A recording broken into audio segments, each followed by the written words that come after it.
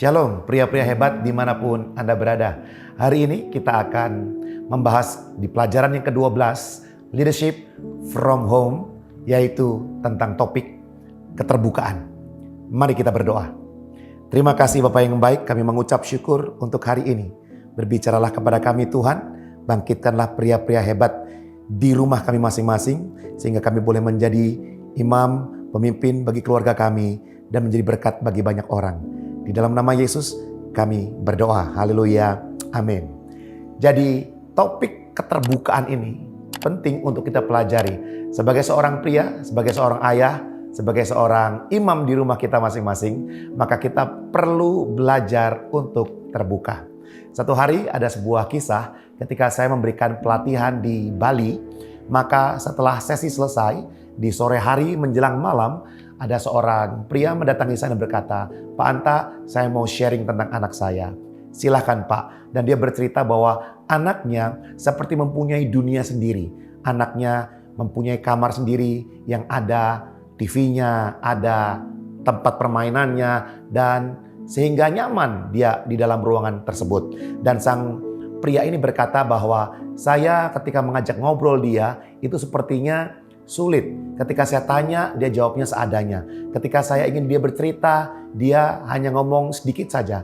Ketika saya bertanya tentang pacarnya, tentang sekolahnya, tentang kesulitan, tentang apapun, dia hanya menjawab singkat.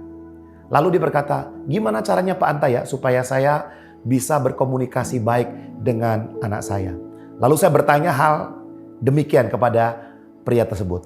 "Apakah Bapak sering terbuka? Sering bercerita tentang pekerjaan Bapak, tentang kehidupan Bapak, tentunya topik-topik yang bisa dikonsumsi oleh anak-anak Bapak?" Dan saya kaget karena dia berkata begini, "Loh, kan saya bapaknya, masa saya yang cerita sama dia? Dia kan anak saya, harusnya dia yang cerita dengan saya." Nah, inilah kesalahan yang mulai muncul di rumah.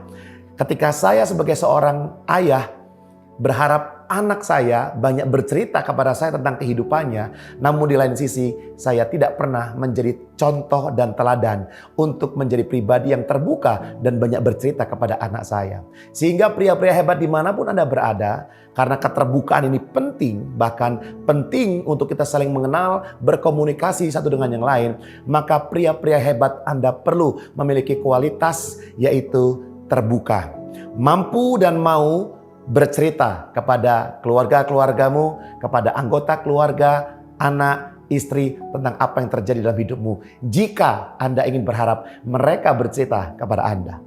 Nah, Paulus lahir di dalam keluarga Yahudi yang sangat menjunjung tinggi hukum Taurat. Bahkan dia dibina, dimentor oleh Gamaliel, ya, guru besar. Dan kita tahu bahwa kisah hidupnya, dia menjadi penganiaya jemaat sampai pada akhirnya dia bertemu dengan Tuhan dan bertobat. Nah, kita akan belajar sikap terbuka dari Paulus. Mari kita lihat salah satu kualitas seorang Paulus dapat diperhatikan dari apa yang dia katakannya kepada jemaat di Tesalonika saat dia menulis surat. Kita akan membahas dan membaca 1 Tesalonika pasal 2 ayat 1-8, nanti pria-pria hebat Anda boleh baca di rumah. Kita akan lihat satu persatu. Ayat yang pertama saya akan bacakan buat kita semua. Dikatakan, "Kamu sendiri pun memang tahu, saudara-saudara, bahwa kedatangan kami di antaramu tidaklah sia-sia." Ya, menarik. Dalam kalimat ini jelaslah bahwa Paulus adalah pribadi yang transparan, pribadi yang terbuka, pribadi yang tidak basa-basi, yang tidak menutup-nutupi, tetapi pribadi yang berkata bahwa tidak ada yang saya sembunyikan. Dan Paulus mengajak orang-orang yang pernah dilayaninya untuk memberikan juga kesimpulan tentang pelayanannya selama di Tesalonika.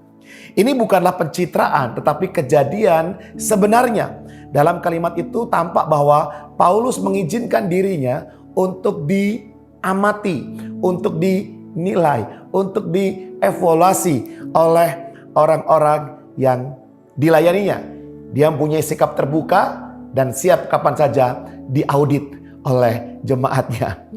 Jadi yang pertama, sikap terbuka yang perlu kita kembangkan dan belajar dari surat Paulus kepada jemaat di Tesalonika adalah tanda pria yang terbuka adalah berani dinilai atau dievaluasi.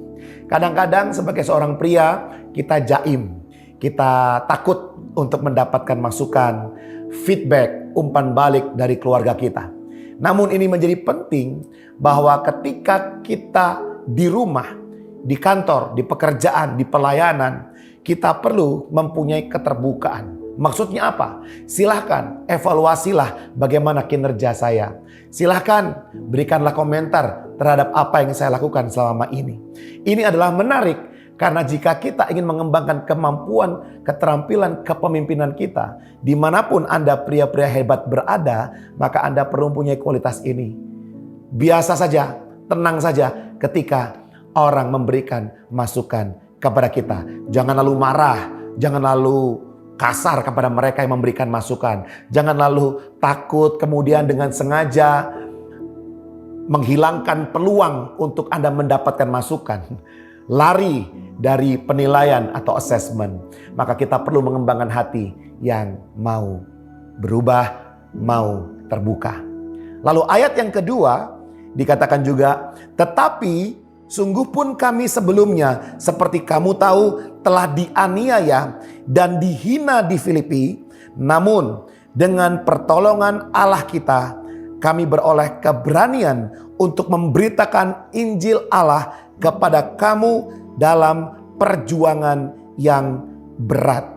Nah, perhatikan pada ayat yang kedua, Paulus kembali menceritakan pengalamannya, betapa dia melakukan pelayanannya di Filipi berat. Ada masalah, persoalan, dihina, bahkan dianiaya. Ya. Nah, perhatikan baik-baik. Ketika Paulus berkata pada ayat yang pertama bahwa hasil pelayanannya tidak sia-sia. Ini bukanlah sebuah kesombongan. Karena pada ayat yang kedua dikatakan dengan pertolongan Allah kita. Dan beberapa kali dalam beberapa kesempatan Paulus selalu memastikan kita semua bahwa kekuatan yang melimpah-limpah, kemampuan, daya tahan, perjuangan yang dia lewati dalam pelayanannya, semua itu bukan karena kekuatannya, tapi hanya karena kasih karunia Tuhan, kekuatan Tuhan, pertolongan Tuhan. Nah, tanda pria yang terbuka yang kedua adalah berani mengakui kelemahannya. Perhatikan baik-baik, bagi beberapa orang, bagi beberapa pria, mengakui kelemahan itu adalah hal yang tabu, hal yang memalukan, hal yang melemahkan. Tapi tidak bagi Paulus. Paulus berkata bahwa dalam perjuangan yang berat, aku juga mengalami hinaan, aku juga dianiaya. Paulus juga bisa sedih, Paulus juga bisa mengalami rasa takut, Paulus bisa sakit juga, bahkan Paulus juga bisa dipatok ular. Namun kita tahu semuanya bahwa pria yang hebat bukanlah pria yang tidak pernah mengalami rasa takut. Bukanlah pria yang tidak pernah mengalami keraguan. Bukanlah pria yang tidak pernah meneteskan air mata. Bukanlah pria yang tidak pernah merasa tidak mampu. Tetapi pria-pria yang tetap mengalami semua hal-hal manusiawi tadi yang sudah saya sebutkan, namun tetap percaya bahwa Tuhan sanggup menguatkan kehidupan dia. Tidak apa-apa, pria-pria hebat di rumahmu, mulailah untuk engkau berbagi cerita. Mulailah untuk sharing apa yang menjadi kegagalanmu, apa yang menjadi kelemahanmu. Maka anak-anakmu di rumah juga akan melihat teladan itu, lalu mereka mulai berbagi apa yang menjadi kekalahan mereka, kelemahan, bahkan kegagalan hidupnya. Kita juga sebagai suami bisa berbagi kepada istri kita tentang apa yang kita pernah ucapkan salah, tentang pola pikir yang tidak tepat, tentang perilaku-perilaku yang tidak memberdayakan.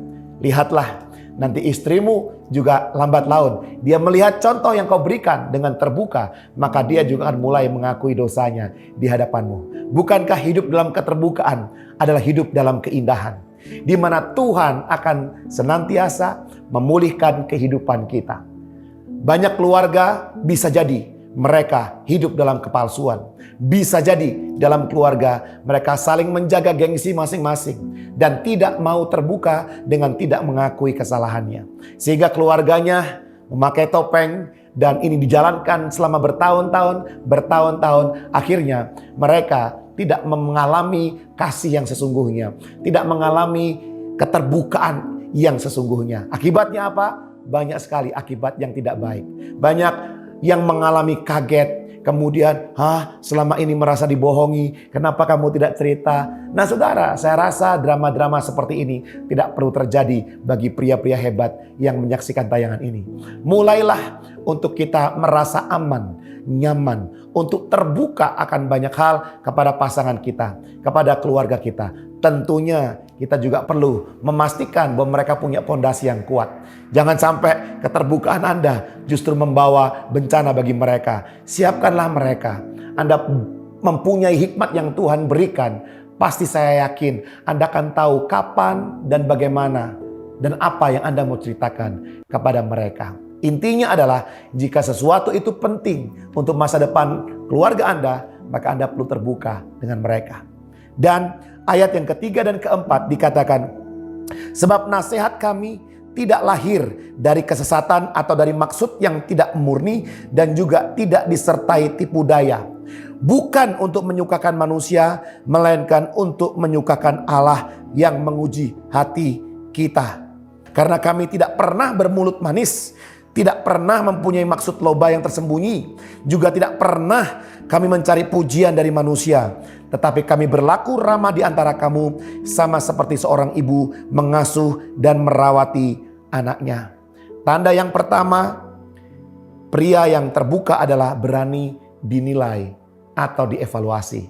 Tanda yang kedua adalah berani mengakui kelemahan, kesalahan. Dan tanda yang ketiga, pria yang terbuka adalah berani berbicara terus terang.